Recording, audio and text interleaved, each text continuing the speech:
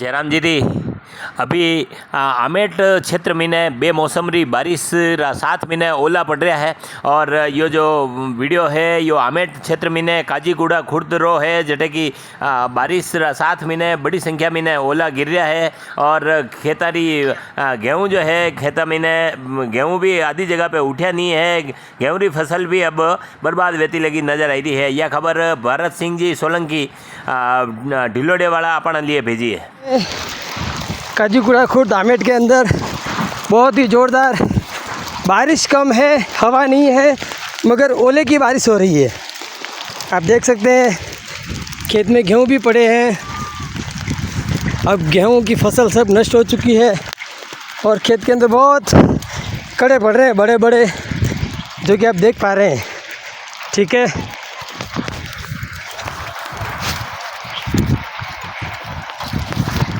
ए निक्सा कटे निक्सा।